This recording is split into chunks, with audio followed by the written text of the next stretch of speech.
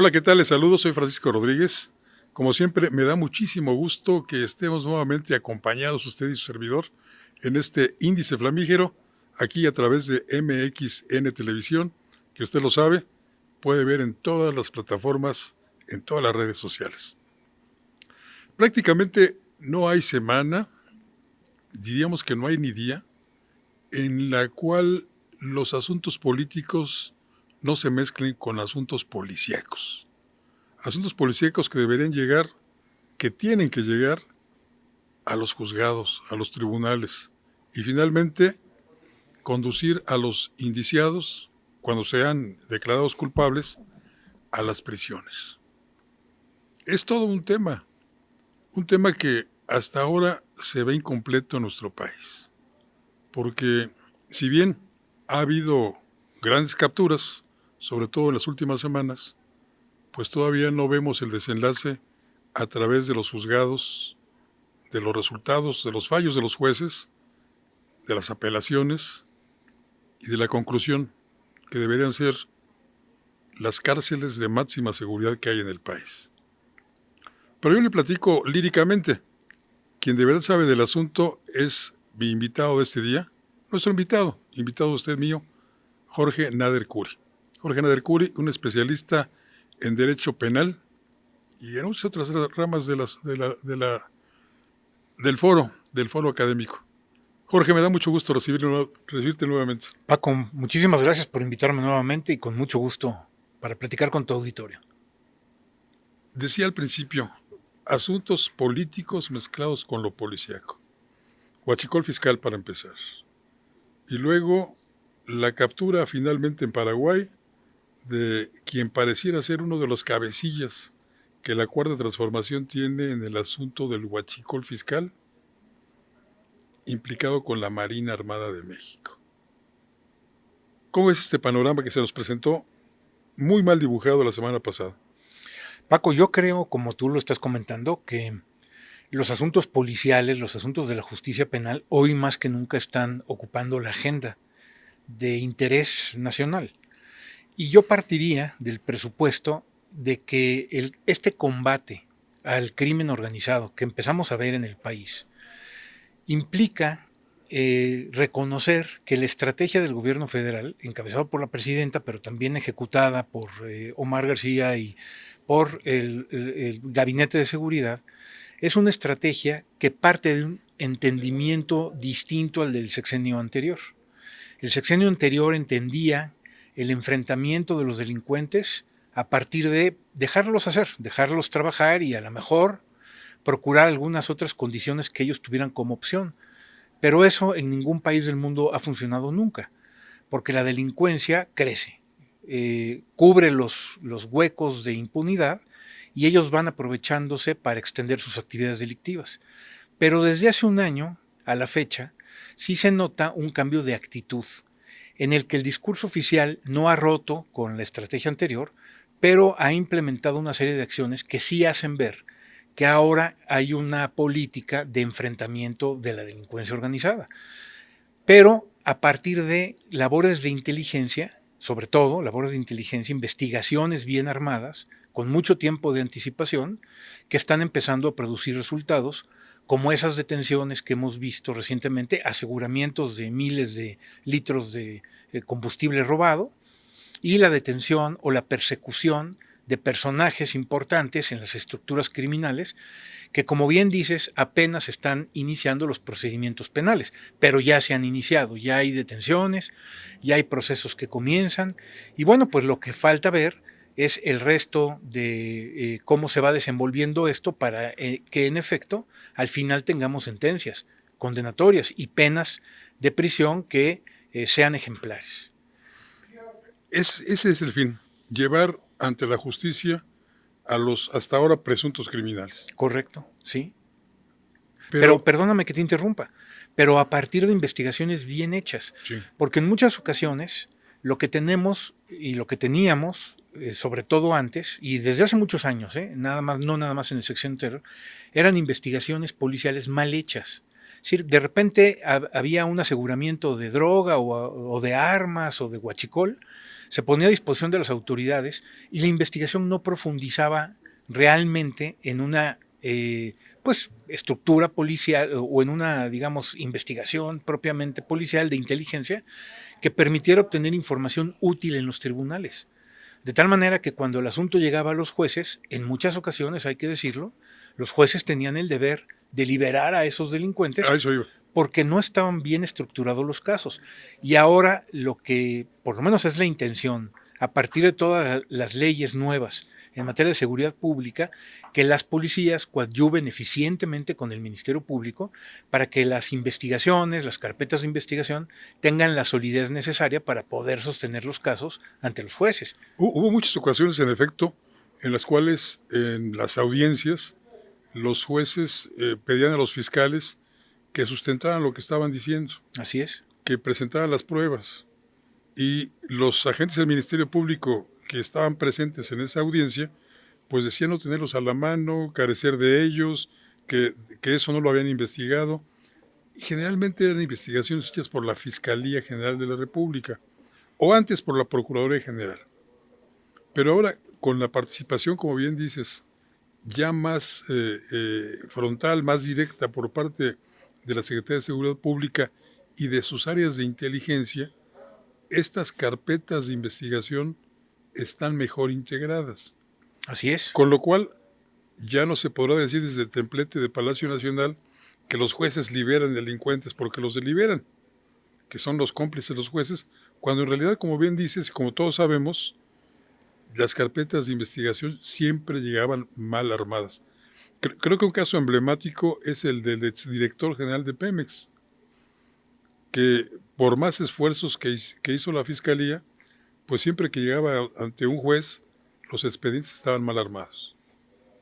Hemos tenido una cultura, Paco, de justicia penal que se conforma con ver la detención. De pronto se nos presenta en los medios de información la detención de un personaje importante de la delincuencia y el aseguramiento, pues, del producto de su delito, y empieza esto a ser noticia. Como se utiliza la prisión preventiva oficiosa en estos casos, y por eso el gobierno se aferra a la prisión preventiva oficiosa a pesar de su inconvencionalidad y de que los tribunales internacionales han declarado que esta medida debería de expulsarse de nuestro orden jurídico, pero sirve muy bien para el discurso legitimador. Si detienes a una persona y la sometes a prisión preventiva, y hasta ahí la noticia, y ya luego pasamos a otras cosas. Aunque quede en prisión preventiva 20 años. Bueno, con el tiempo, esta prisión preventiva se cae porque el proceso mismo se cae. Porque, en efecto, las investigaciones no tienen una solidez legal, una solidez constitucional que permita que lo que hicieron o que lo que hacían los órganos de inteligencia, los órganos policiales, tuviera un sustento ante los jueces. Siempre hemos tenido un sistema de justicia en donde quien investiga es el Ministerio Público. Pero el Ministerio Público y luego es el que sostiene los casos ante los tribunales. Pero el Ministerio Público realiza investigaciones a través de su policía de investigación. Y la policía de investigación del Ministerio Público, que es la que está en las fiscalías, es una policía insuficiente. Por mejores intenciones que tengan, por mayores recursos que tengan dispuestos en determinadas circunstancias o tiempos, son investigaciones muy limitadas porque el personal está muy limitado, son muy pocos los policías. Los casos son muchísimos. Los casos son muchos y además muchos de esos policías de investigación están distraídos en otras actividades. Están distraídos cuidando servidores públicos o están distraídos en cumplimiento de mandamientos judiciales laborales o civiles. En fin, están distraídos. ¿Cuál es el modelo de fondo que se implementó en este sexenio? Y que además es una réplica del que se implementó en la Ciudad de México cuando la hoy presidenta era jefa de gobierno. Reformar la ley para que las policías de investigación, y en este caso también la Guardia Nacional, tengan atribuciones para intervenir en la investigación de los delitos, no nada más en la prevención de los delitos, y que el producto de esas investigaciones tenga validez, en primer lugar, ante el Ministerio Público, es decir, que el Ministerio Público reciba esas investigaciones policiales y con el valor legal que tienen, ya sea el Ministerio Público quien las sostenga ante los tribunales. Lo que ocurre con estas leyes que se han estado expidiendo recientemente, particularmente este año, es que se le dota, en esencia, si pudiéramos resumirlas en una sola idea, es esa, que hoy cientos o miles de agentes policiales y de la Guardia Nacional en todo el país realizan actividades también útiles para la investigación de los delitos. Con lo cual, lo que deberíamos de esperar es que el agente del Ministerio Público, al momento de estar frente a un juez, sí tenga la información legal. Porque antes sí tenían la información, pero era una información obtenida ilegalmente. Pero ahora que la tengan legal, y ya ellos que tengan la capacidad de litigar ante los jueces para hacer valer esa investigación. Eso requiere mucha capacitación también del Ministerio Público, hay que decirlo. Porque si el Ministerio Público se equivoca al momento de actuar frente a un juez, pues los jueces tienen que tomar decisiones con respecto a lo que se les está planteando en una audiencia. Hoy en día los jueces no ven el expediente, van tomando decisiones de acuerdo a un debate que se va generando en una audiencia, y eso requiere mucha habilidad del Ministerio Público.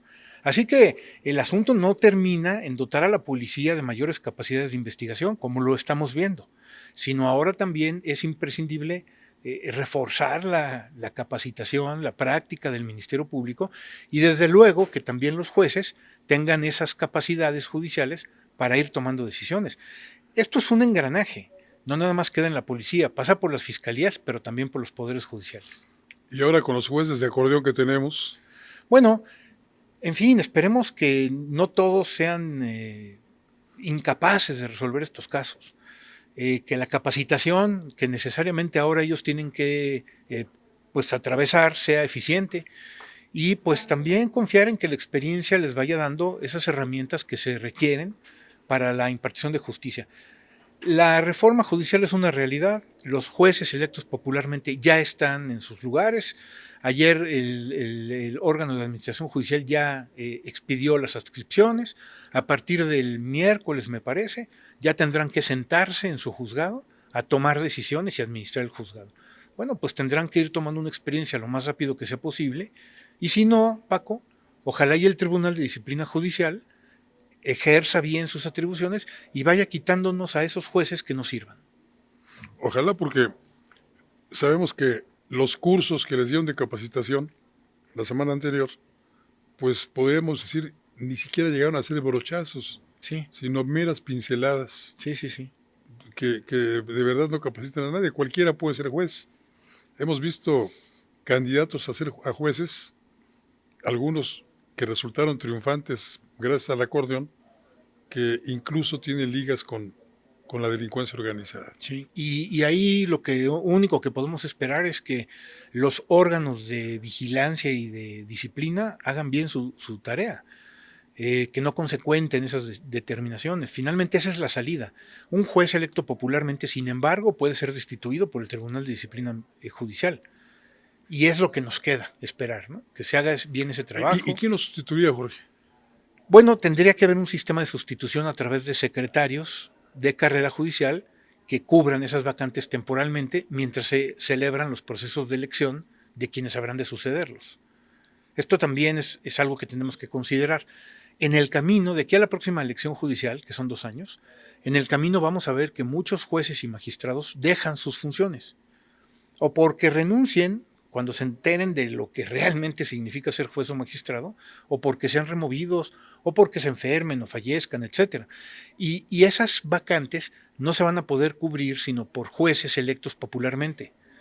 En el camino, entonces, el órgano de administración judicial tendrá que buscar la manera de sustituirlos temporalmente, y esa sustitución temporal tiene que ser con personal activo de los tribunales, particularmente con secretarios, y esos secretarios sí son producto de una carrera judicial. Así que tampoco pinta mal ese panorama. Si es que no los han corrido, porque bueno, ya ves que llegaron, claro, llegó la barredora de Morena, claro. y limpió juzgados. Y muchos secretarios se renunciaron también. Sí, claro.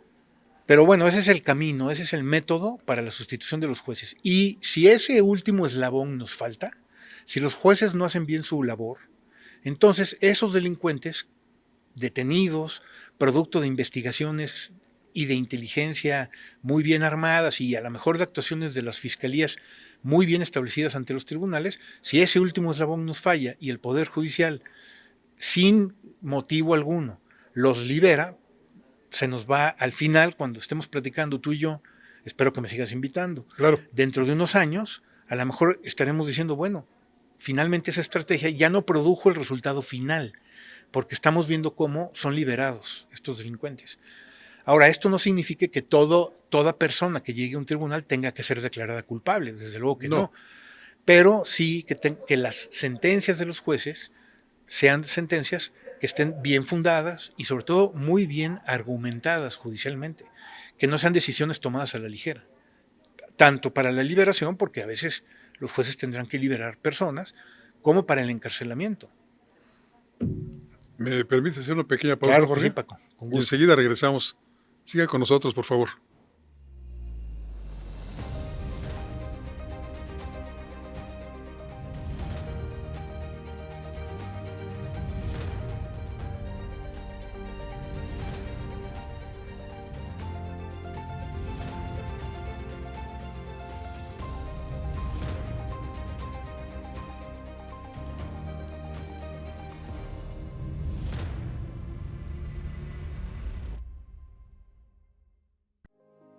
Las cosas que queremos, los proyectos que empiezan, las ilusiones concretadas necesitan una asesoría legal y una base concreta. Notaría 64. Respaldamos tus actos legalmente.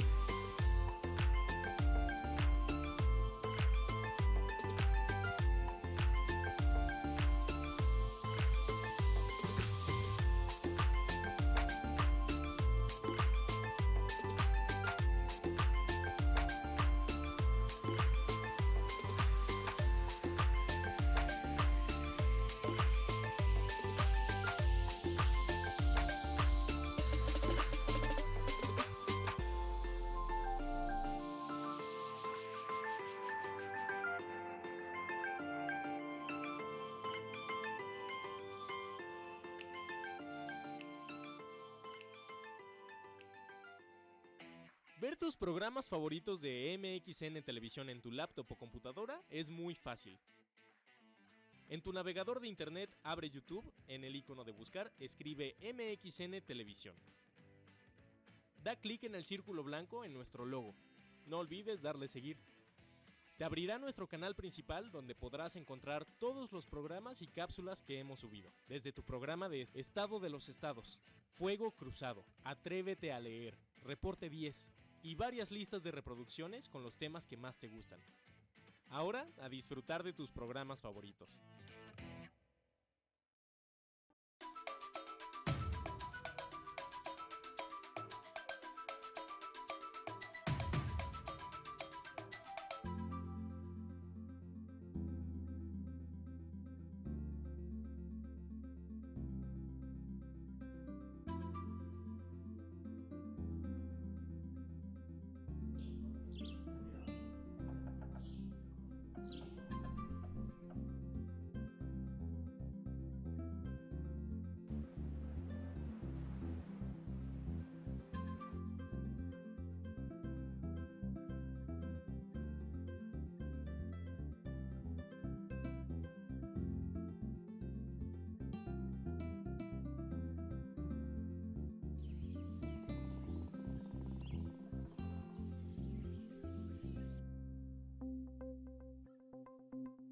Quintana Roo vive.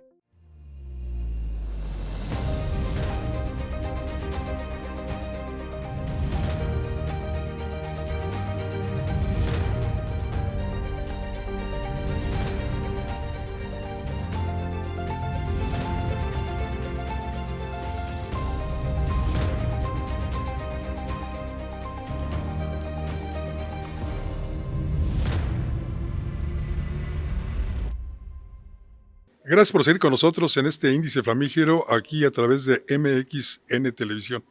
Platicamos con el licenciado Jorge Nader Curi. Licenciado, ¿no? Doctor. El doctor Jorge Nader Curi, abogado penalista, buenísimo, a mí me ha sacado como 2 o 3 muy buenas, una gran pelea. Denuncias no de crimen, Para censurar. denuncias que pretenden censuras. Así es, desgraciadamente. Así es. Jorge, hablemos de los personajes detenidos. Marinos detenidos, marinos asesinados, perdón, suicidados, marinos muertos accidentalmente, una liga al parecer directa con el secretario mismo de la Marina Armada de México, y pues a partir de eso, indiscutiblemente una liga hacia el expresidente López Obrador. El huachifol fiscal como el gran crimen del primer sexenio de la Cuarta Transformación. Es así como lo observamos los mexicanos, porque no solamente ha implicado corrupción, dinero mal habido, sino una gran estafa al Estado mexicano. Entendido el Estado, nosotros como ciudadanos somos parte del Estado, nos han estafado con los combustibles, su precio, y peor aún, con la inminente quiebra de Petróleos Mexicanos, a quien le han quitado recursos con este negocio sucio. Estos intersticios de los que tú hablabas al principio, que se permitieron abrir y rápidamente ser llenados, no solamente por otros grupos delincuenciales, incluso por personajes de la vida pública. Exfuncionarios, algunos todavía en activo, banqueros, empresarios. La pudrición, como calificó uno de los hermanos de López Obrador, a esto que está sucediendo. ¿Habrá consecuencias directas en contra de un exsecretario de la Marina Armada de México? Pues bueno, mira, Paco, a ver, creo que este es un problema mucho más profundo. Primero, el huachicol de gasolina, es decir, el robo de hidrocarburos, es un delito que tiene mucho más de 6 años en México y es uno de los delitos en los que observamos mayor descomposición del tejido social. A mí no se me olvida, en alguna ocasión en la que yo estaba trabajando todavía en la Procuraduría General de la República, fuimos a Puebla y observamos videos de comunidades enteras robándose el combustible. Mamás, hijos pequeños, los dirigentes, los presidentes municipales, todo el mundo metido en el robo del combustible. Y además, cuando eran detenidos o cuando eran enfrentados, ellos decían que no estaban robando nada porque el petróleo era de todos. Es decir, había una conciencia de que lo que estaban haciendo no era malo y que lo tenían que hacer, y toda la comunidad o comunidades enteras estaban en ello. Es decir, la descomposición social en su máxima expresión. Y desgraciadamente, el huachicol de gasolina continúa. Es decir, se siguen robando la gasolina. Y cada vez de una manera menos ostentosa. Ya no necesariamente perforan el ducto, sino que se roban la gasolina con ductos enterrados. El día de hoy está la noticia de que descubrieron una conexión de un ducto, pero enterrado, es decir, ya no son evidentes. Ya a lo mejor no vemos explosiones ni incendios, pero se siguen robando la gasolina. Y son cientos de miles o millones de litros los que se están robando en todo el territorio mexicano. Y ahí está coludido necesariamente personal de Pemex, que son los que abren y cierran las válvulas, necesariamente. Así como la comunidad, pero también con el apoyo político, porque no podría funcionar de otra manera. Y ahora la modalidad es que alguien descubrió, pero ya no los de la comunidad que se roban el combustible, sino pues gente ilustrada, entre comillas lo digo, descubrió que esa gasolina robada podía simularse que es una importación legal de Estados Unidos o de otras partes y que es un combustible de posible, digamos, manejo por los particulares, pagando determinados impuestos sin pagar absolutamente todos los impuestos y entonces simular una introducción legal de hidrocarburos al país para su comercialización, cuando en realidad es hidrocarburo robado. Y eso es lo que conocemos ahora como huachicol fiscal, que implica 2 delitos muy profundos. Primero, el robo de ese combustible y luego la evasión de impuestos. Evasión de impuestos que le está costando al país cientos de miles de millones de pesos al año, que podrían destinarse a cualquier cosa, programas sociales, no sé, a lo que fuera, pero no a que quede en manos de Ahora los que yo considero, digamos, los que digo en sentido figurado, los que están en oficinas con aires acondicionados y trajes con corbatas, que son los que están dedicándose a este gran negocio del huachicol fiscal, en el que necesariamente también está operando un brazo político. Ahora, desgraciadamente, en todo este fenómeno hay tanto dinero involucrado que es difícil pensar que no se vayan a corromper las personas que están en la primera línea, que en este caso pueden ser policías, pueden ser militares y pueden ser marinos. Uno de los graves problemas, yo siempre lo he dicho, de militarizar la seguridad pública, y ahora como la tenemos, es que expones a integrantes de las Fuerzas Armadas a una corrupción enorme. Y es muy difícil garantizar que todos los elementos de estos cuerpos de seguridad nacional no se van a involucrar en esta corrupción. Desgraciadamente hemos visto en el pasado cómo elementos del ejército y ahora desgraciadamente elementos de la marina pueden resultar involucrados en las actividades delictivas. Y esto es algo muy delicado, porque si nosotros le perdemos confianza a las Fuerzas Armadas, ¿en quién vamos a tener confianza en el momento en que necesitemos de su intervención para la paz pública, para el orden social, para lo que hagan las Fuerzas Armadas? Hoy por hoy todavía tenemos confianza en las Fuerzas Armadas, pero si seguimos viendo que integrantes, y sobre todo de alto nivel, empiezan a corromperse y empiezan a involucrarse en actividades delictivas, esto se va a ir minando, esto va a ir perjudicándonos a todos, porque la corrupción seguirá y nosotros perderemos ese sentido de protección que, caray, tenemos que tener en nuestras Fuerzas Armadas. Así que el problema es mucho más profundo. Y no descarto yo que este nivel de corrupción llegue a las altísimas esferas de estos órganos de seguridad nacional. Ahora, qué bueno que se está visualizando el problema, qué bueno que el problema se está viendo, que por lo menos no se está ocultando, pero qué bueno también será que se actúe con firmeza. Es decir, si hay elementos probatorios, si hay investigaciones sólidas, sin compromisos políticos, en contra de toda aquella persona que resulte implicada en alguno de estos fenómenos, ojalá y empecemos a ver que, como dicen quienes forman parte del gobierno, este gobierno empiece a perseguirlos con firmeza. Y perdóname por el lugar común, pero caiga, quien tenga que estar involucrado, pues que pague las consecuencias de esos actos. Este robo de combustibles, extrayéndolo de los ductos de Pemex, en realidad nos cuesta el doble a los mexicanos. No solamente por las pérdidas que tiene Pemex, porque además de esas pérdidas, tenemos que subsidiar a Petróleos Mexicanos con una cantidad similar o a veces superior a la que deja de percibir por el robo de combustible. Así es. Pero el robo y quizás el triple, Paco, porque además perdemos impuestos que legítimamente se deberían de cubrir. Exacto.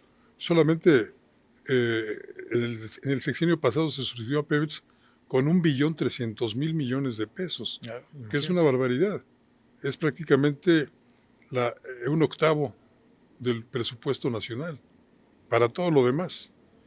Pero a este robo de combustibles también se añade el contrabando de combustibles, porque el huachicol fiscal también implica traer petróleo o derivados de petróleo de Texas, donde en promedio la gasolina, el litro al consumidor, cuesta 10 pesos menos que en México. 13 pesos el litro de gasolina en cualquier establecimiento tejano. Entonces, comprar en 13 pesos o menos, porque lo compran directamente en las refinerías, comprar ese combustible, traerlo a México, ya les deja una ganancia mínimo de 10 pesos, de los cuales tienen que repartir entre aduanales, entre personal de la Armada en las aduanas y personal de las aduanas, y entre el crimen organizado, porque ¿de dónde si no obtienen protección estos contrabandistas de huachicol? Correcto, son los mismos inclusive, ¿no? Y ojalá y se llegue a distinguir muy bien en esos casos, porque tienes toda la razón. Una cosa es simular el ingreso de combustibles robados y otra cosa es simular el ingreso de combustibles lícitos, por así decirlo, que se compra legalmente en otros lugares y se importa a México, pero simulando que es otro tipo de combustible para evadir los impuestos. La numeral es impresionante. Se habla de 500 empresas involucradas en este ilícito. 500 empresas, 500 empresarios, 500 trabajadores de estas empresas. Se habla también de esas cantidades que vemos, los diferenciales que hay entre el costo y lo que se trae a México, de los números que pierde el erario, la gran cantidad de recursos que pierde el erario por la cuestión impositiva que no se cubre. Pero aparte también estamos hablando, pues, no sé, son muchas las cifras, son apabullantes las que hay en torno a esta actividad ilícita. ¿Cómo combatirlo verdaderamente? Es que, Paco, se sofisticó, porque el huachicol original era: saco gasolina y la vendo en carreteras. ¿Cuántas veces no habrás visto tú en la carretera que te ofrecían bidones de gasolina? Pero ahora está muy sofisticado el delito porque tiene todas esas ramificaciones y todas esas implicaciones.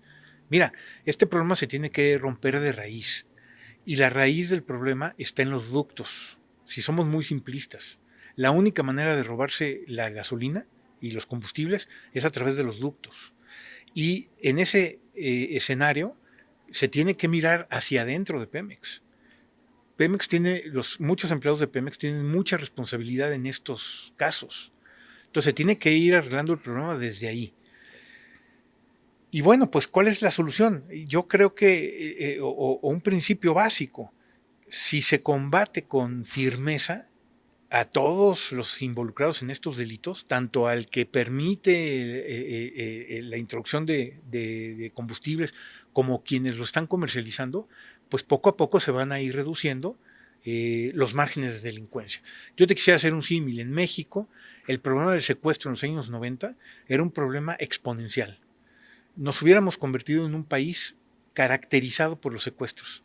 Y sin que hayan terminado los secuestros hoy en día, es un delito gravísimo, pero está contenido, lo digo entrecomilladamente, porque no ha crecido de la manera en la que pudo haber crecido si no se hubiera actuado a tiempo. Y hubo una labor importante del Estado mexicano para combatir el secuestro. Y te hablo de terrorismo también, células terroristas en los 70s, en los 80s, que fueron eficientemente combatidas, y hoy no tenemos terrorismo en México. Es la misma lógica. Si se combate con decisión política y con intervención policial firme estas manifestaciones de delincuencia, se van a ir acotando los espacios, se van a ir quitando las oportunidades, y desde luego la delincuencia organizada, que siempre busca áreas de oportunidad, pues se dedicará a otras cosas, o empezará a mirar, no sé, a casinos o qué sé yo, porque la delincuencia organizada siempre va a existir y siempre va a buscar en dónde se expande. Hoy que hablamos de huachicol fiscal y de huachicol de gasolina, pues también tenemos un problema de narcotráfico, pero la delincuencia organizada ahora está prefiriendo mirar hacia el huachicol y no tanto hacia las drogas, porque en materia de nervantes, pues existen otro tipo de protocolos, inclusive internacionales, que cada día hacen más difícil el tráfico de drogas. Así que la única manera de terminar con este fenómeno, como también de las extorsiones, que es un problema muy importante en México, y de otras manifestaciones delictivas que, digamos, empiezan a acaparar los números de incidencia, pues es combatirlos firmemente, pero de verdad con voluntad política. Ahora, esta voluntad política que estamos viendo hoy y estas capacidades policiales se tienen que sostener en el tiempo. Si empezamos a cambiar, si empezamos a afectar todos estos cauces que se vienen dando para combatirlo eficientemente, vamos a empezar a afectar los resultados. Y a lo mejor estaremos hablando de que sí continúa el problema por años y años. Combatir el robo de combustible en los ductos, protección política, voluntad política. Creo que ha habido. Te voy a platicar muy brevemente de dos asuntos. Uno que se dio durante el sexenio de Vicente Fox, siendo Raúl Muñoz Leos director general de Pemex. Él dijo, bueno, ¿y por qué no ponemos unas válvulas que nos indiquen cuánto petróleo sale de las refinerías? Vamos a empezar por Deer Park, que es donde estamos comprando combustible a Shell, para saber cuánto realmente nos están regresando del petróleo que les enviamos.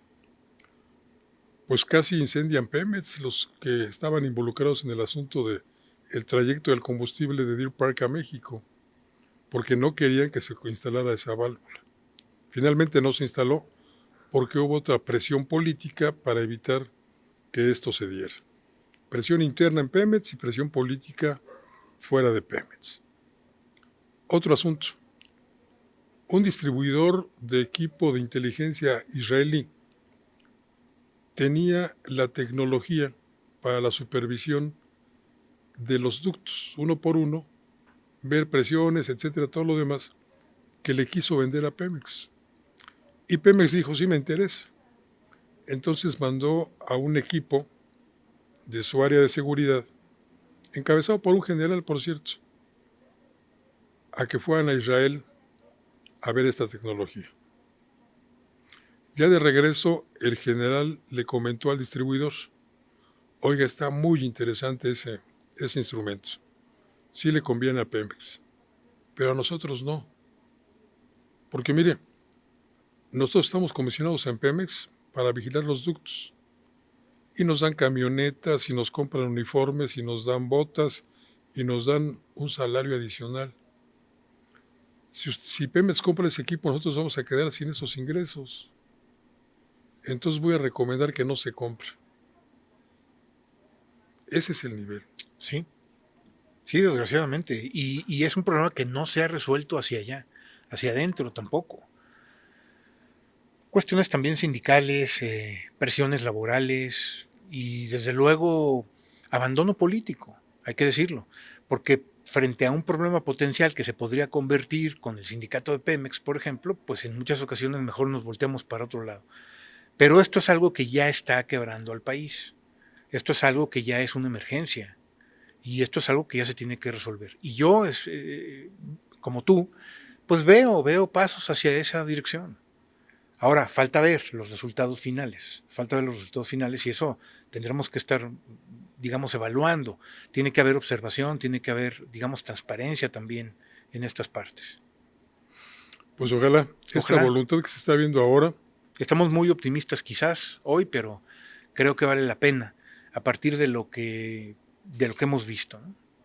Ojalá no haya presiones internas y hasta externas que impidan que esto se lleve a cabo. Pues sí, claro. Jorge, muchas gracias. Paco, muchas gracias a ti. Como siempre, nos has ilustrado, al menos a mí quitaste muchas dudas que tenía. No, muchas gracias, Paco.